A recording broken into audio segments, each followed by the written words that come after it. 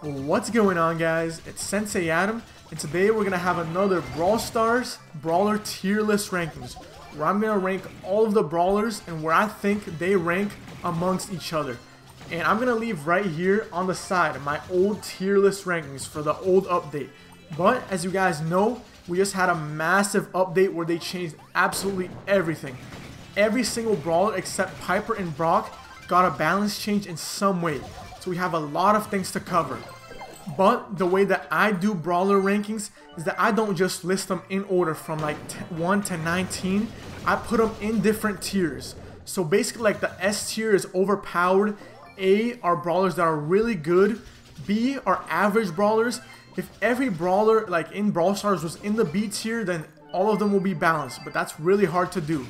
C are like ones that are below average, but they're still pretty good on some game modes. And D are the ones that I think are just really bad and desperately need a buff. So without any further ado, let's just get started. But for this video, I'm going to focus more on the tier list, so I'm not going to have a face cam here, primarily because I couldn't get like everything to fit over here on the right side. So I'm just going to take it out and focus more on actually discussing the brawlers. Alright, so first up we have the D tier. Now, like I said before, these are the brawlers that seriously need a buff because they're really underpowered right now. And number 19 on the list to start us off is Piper. Now, just as a precursor, if I had enough room over here on the side, I would make an entirely new tier called the F tier just for Piper because she's just that bad right now. In my opinion, she's only playable right now on 2 maps, and they're Shooting Star and Star Gulch. All other maps are entirely bad for her. And it doesn't help that they changed 2 maps where she was used a lot, which were Terracotta Square and Cabbage Patch. Now she's only usable on those 2 maps. And adding to that fact, all of the tanks, which she isn't that great at anyways, got buffed. And Mortis, one of her biggest counters, got a giant buff, and now he's viable again in Bounty. So it's really hard for her to actually keep up with everybody else.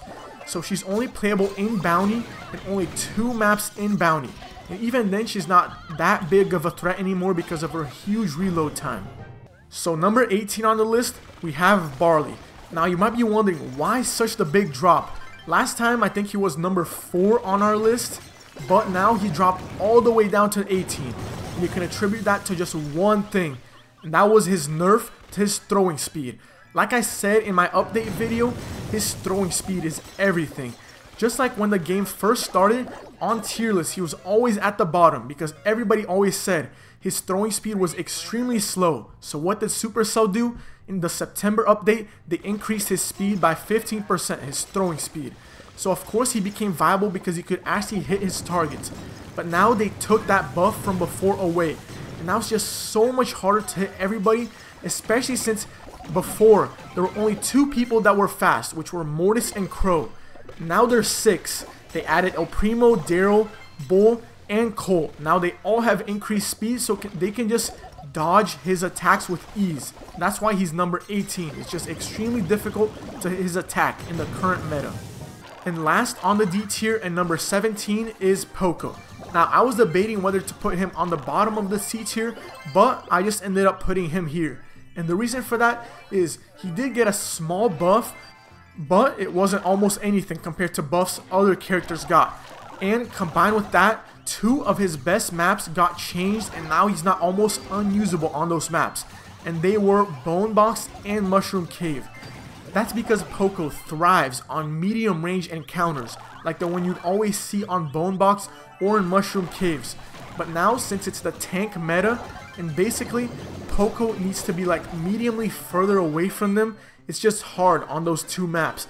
And I don't see almost any other map on Smash and Grab where Pam isn't a better option. He has become a good pick on Brawl Ball, but only on 1 map, and that is Backyard Bull because of its medium range nature.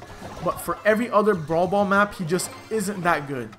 Now let's move on over to the C tier, and these are the brawlers that have some good attributes and they can be sometimes dominant, but most of the time they're just below average at best. Starting off with number 15, we have Bo. And Bo, he's kind of an interesting brawler. The reason for that is if you don't have his star power, he's almost absolutely worthless.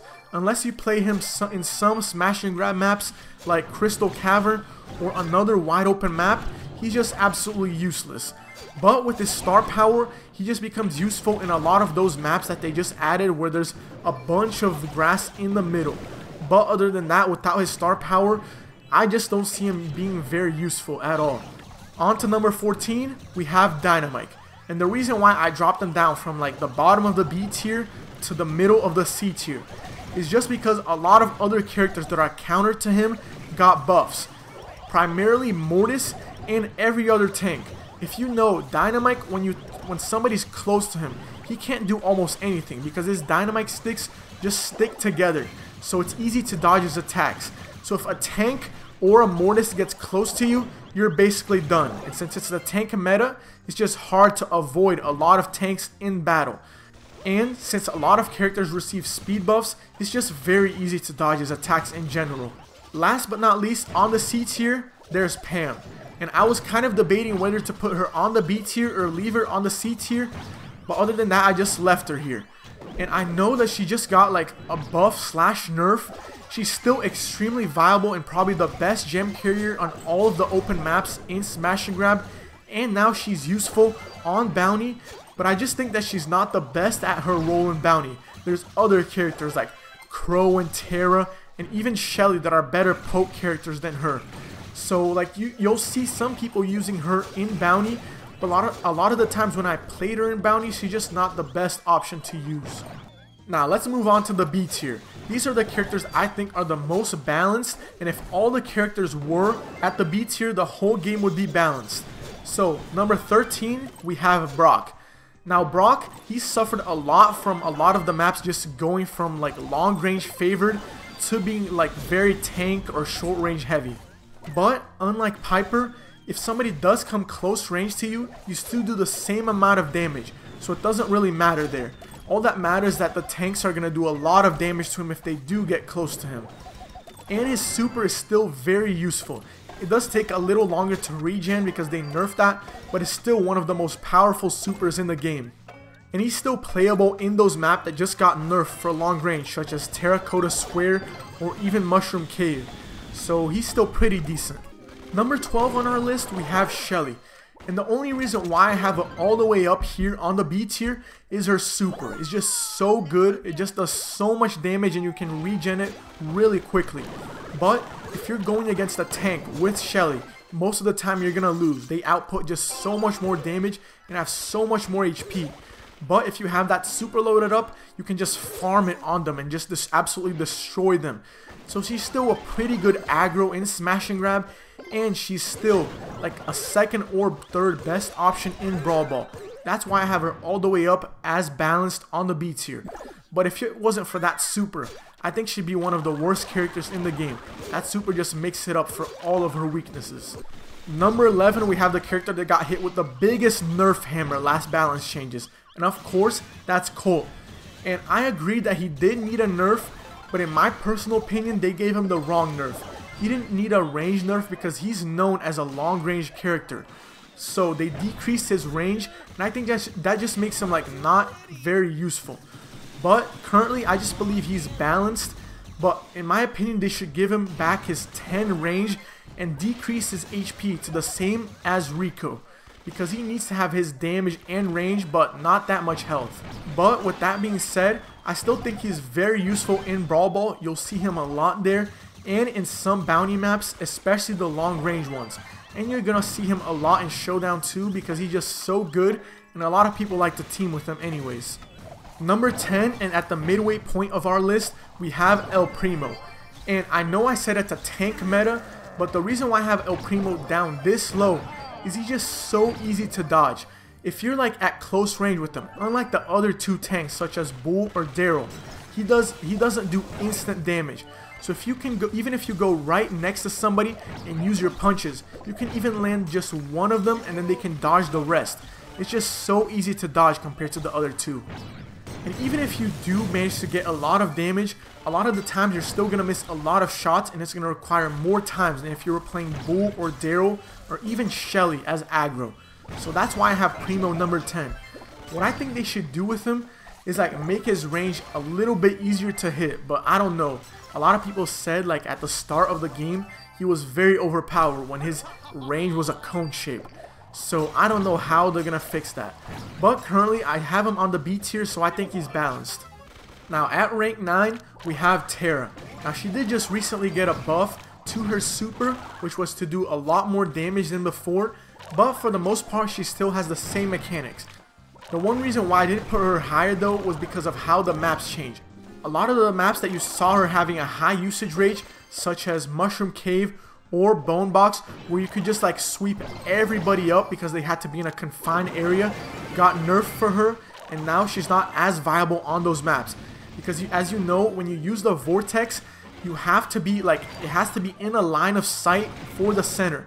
So if you use it behind a wall and try to pull them in, it's not going to work. They're not going to go towards the center, they're not going to fly over the wall.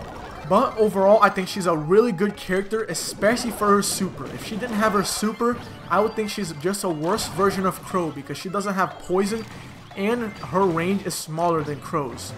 Number 8 and the final entry into the B tier, and probably with the biggest jump from my last tier list.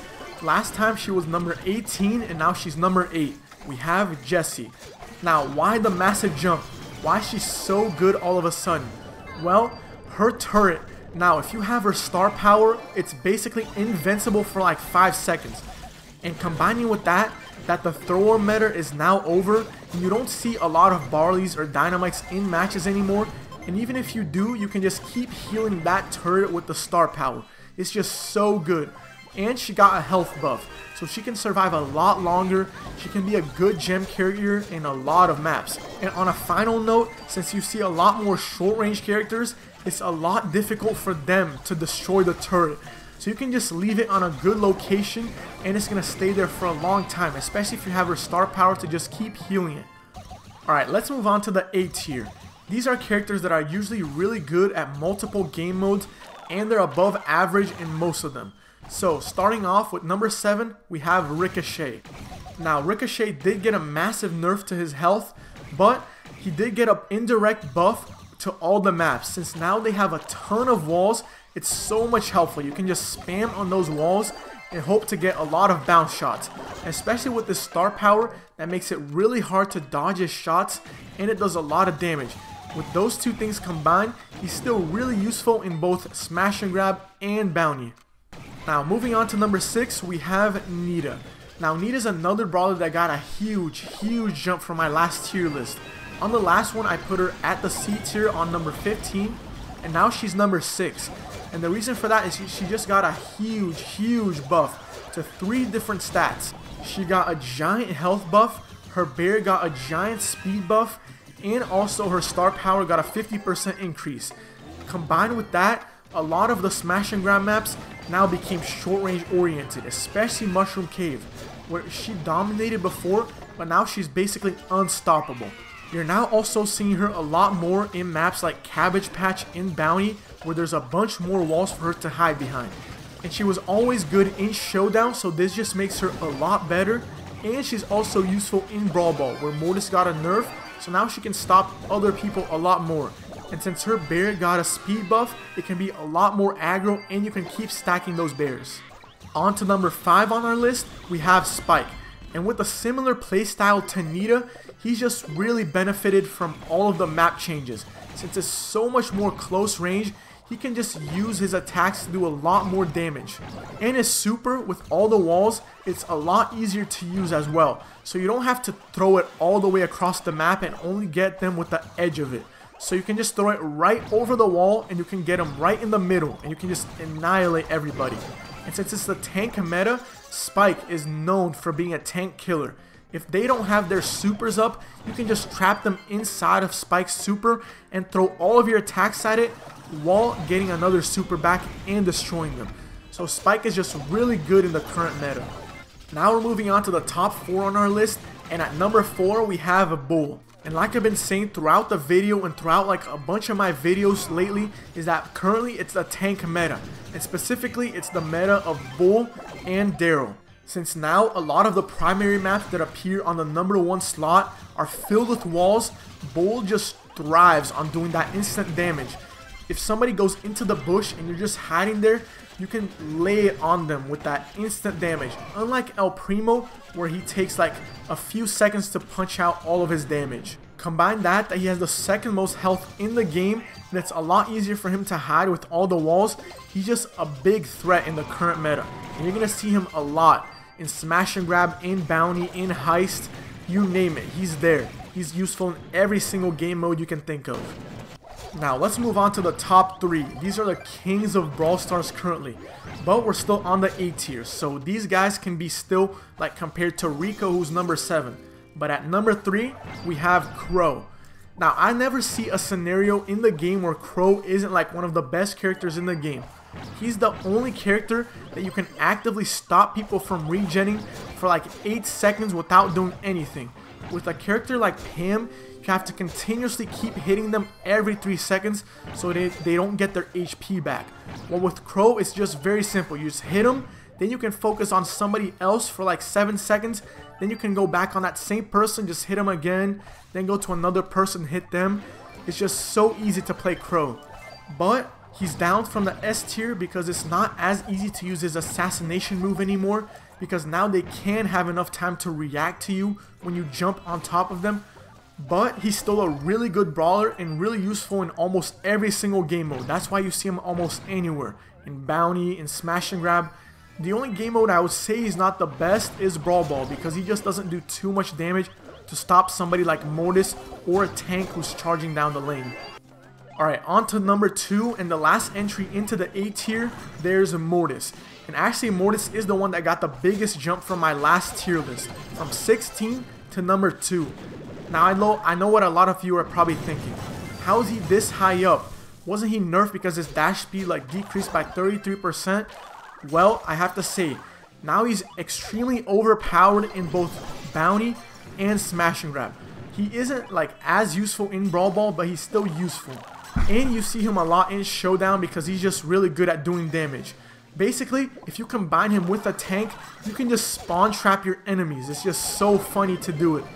Basically, you need to learn his new playstyle. He's more of an aggro character now, not a character that just gets a kill then runs away, or like just gets gems then runs away. You have to be actively aggro and trying to get kills or clean up kills. So you have to try and dodge people's shots while you're in their base and try and get them to low enough HP to where Mortis can just assassinate them outright. He's just so good in the current meta. Now let's move on to the S tier. We only have 1 entry here. These are the most overpowered characters in the game, and they probably need a nerf. And of course, the only entry is Darryl. And the reason why I have him up here is he just has so many good things going for him. First off, all the maps just got changed to favor short range characters and tanks. And guess what? He's a tank, and he just does so good at those maps. Number 2, his super is probably one of the most versatile supers in the game. So let's say in smash and grab, you're down in the countdown. You can just roll into their base and start shooting. And then you can get enough to just roll away with all the gems. That's how crazy good he is. And in bounty, he's just really, really good. A lot of the times, I found myself spawn trapping the enemies in their base just because I can just keep shooting at them while they try to come out. And they just can't do enough damage to me to try and kill me. And even if they do, I probably already have my super charged up, so I can just roll all the way back to my base and be immune with this star power. So when you have a star power, you take 80% less damage while you roll, so you're basically invincible. And if you're in any danger, you can just roll back. That's why currently you see him in almost every single game mode. You see him a lot in smash and grab, in bounty, even in heist and brawl ball. And I believe he's going to be dominant as long as most maps favor short range characters like they are now. Alright guys, so that's it for my tier list. What did you think of the rankings? Did you agree with them? Did you disagree with them? Just remember, these are my opinions based on my personal experience playing all these brawlers in the current meta. But in my opinion, I think Supercell should revert all of the maps that they just changed back to how they are. They probably shouldn't have just like given all the long range people a nerf and then everybody a buff, plus buff them indirectly by giving all of the short range people their own maps. Like, I just think they should focus on balancing the brawlers rather than changing like the primary maps, the one that you always see and are familiar with at the top, like too much. It just feels like it changes the gameplay way too much. Like the new terracotta square just kind of feels like another outlaw camp. If it had like grass in that middle part, it would just be another outlaw camp. So instead of just changing the maps, maybe make those maps like a brand new map and leave like the old mushroom cave and old bone box like as their own maps. But anyways guys, thanks for watching. I hope you enjoyed the video and I'll see you guys next time. Peace.